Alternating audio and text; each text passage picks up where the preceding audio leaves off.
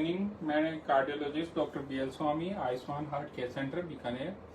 आज हम डिस्कस करेंगे, क्योंकि अभी बार बार कि पिछले एक महीने से क्वेरीज आ रही हैं पेशेंट्स की कि हम कोरोना का वैक्सीन लगा सकते हैं कि नहीं लगा सकते। तो अभी हम आज ये डिस्कस करेंगे कि हार्ट के किस किस टाइप के पेशेंट हैं और कौन कौन से पेशेंट किस तरह से अपना कोरोना वैक्सीनेशन लगा सकते हैं।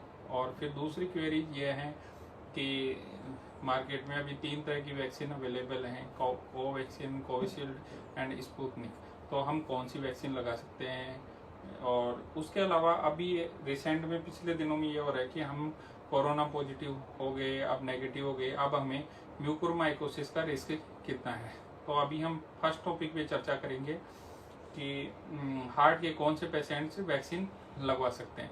तो हम सर्वप्रथम बात करेंगे जिन पेशेंट को पहले स्टंट लग चुके हैं, जिनको बाईपास हो चुकी है, वो सभी पेशेंट 1 या 2 खून पतला करने की दवाइयों पे रहते हैं, जिन्हें एंटीप्लेटलेट्स बोलते हैं। तो ये दोनों तरह के पेशेंट, सभी पेशेंट्स कोरोना की वैक्सीन लगा सकते हैं। इसके अलावा अब हम दूसरी स्टेज पे बात करेंगे स्ट्रक्चरल हार्ट डिजीज, जिनके किसी का वाल्व खराब हो गया, किसी के हार्ट में कोई वाल लीकेज है, कोई किसी का वाल सिकुड़ा हुआ है, इस तरह की प्रॉब्लम वाले जितने पेशेंट हैं उनको खून पतला करने की एंटीप्लेटलेट्स के साथ एंटीकोगुलेशन की दवाइयाँ चलती हैं। तो ये पेशेंट भी कोरोना वैक्सीन लगा सकते हैं, पर इनको एक थोड़ी सी सावधानी रखने की जरूरत होती है कि वैक्सीन लगाने के बाद में वहाँ पे ऐसे सिर्फ हल्का हाथ से दबा के रखें, उसको मलना नहीं है, इस तरह से नहीं करना, सिर्फ आपको उसको थोड़ी देर के लिए लगा के रखना है। हो सके तो आप एक बार कोरोना वैक्सीन लगाने से पहले PTINR की रिपोर्ट करा लें। अगर INR की रिपोर्ट 3 से कम है तो आप वैक्सीन आसानी से लगा सकते हैं। इसके अलावा कुछ पेशेंट्स वो होते हैं जिनके जन्मजात दिल में छेद होते हैं, या किसी की बैलूनिंग हो रखी है, या कोई और प्रॉब्लम है, किसी को शंट लगा हुआ है, तो ये सब पेशेंट्स भी कोरोना की वैक्सीन लगा सकते हैं। तो एक तरह से हम बात करें तो सभी कोरोना पेशेंट्स वैक्सीन लगा सकते हैं। बस एक जिनके वाल की प्रॉब्लम है, वाल सिकुड़े हुए हैं, लीकेज हैं, जिनके वाल बदले हुए हैं, वो पेशेंट से अपने थोड़ा सा प्रिकॉशन आपको रखना है। इसके अलावा मार्केट में 3 वैक्सीन अवेलेबल हैं, आप कोई सी भी वैक्सीन लगा सकते हैं। सभी वैक्सीन आपके लिए अच्छी है। कुछ लोग कहते हैं कि कोरोना वैक्सीन तो फेल हो रही है, वैक्सीन लगने के बाद में कोरोना हो रहा है। ये बात आपकी बिल्कुल जायज़ है, पर जो सिम्टम की सीवियरिटी आती है वो बहुत ही ज़्यादा सीरियस, पेशेंट सीरियसनेस की तरफ कम जाते हैं कोरोना वैक्सीन लगने के बाद में। बहुत सारे पेशेंट तो एसिम्प्टोमेटिक ही रहते हैं।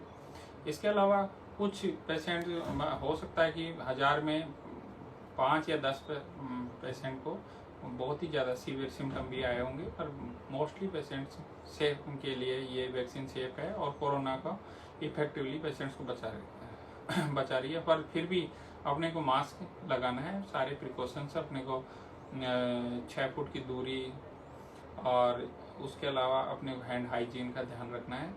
इसके अलावा अब हम बात करेंगे कि कोरोना के बाद में अभी कुछ स्टेट्स ने म्यूकोरमाइकोसिस को एक एपिडेमिक घोषित कर दिया है। तो मेरा आप लोगों को ये बताना है कि म्यूकोरमाइकोसिस कोई एक नई बीमारी नहीं है, ये बहुत पुरानी बीमारी है। ये पहले भी पेशेंट्स में होती थी। ये कोरोना पेशेंट्स का लिए इसका कोई स्पेशल कोरोना इसके लिए कोई एक रिस्क फैक्टर नहीं है।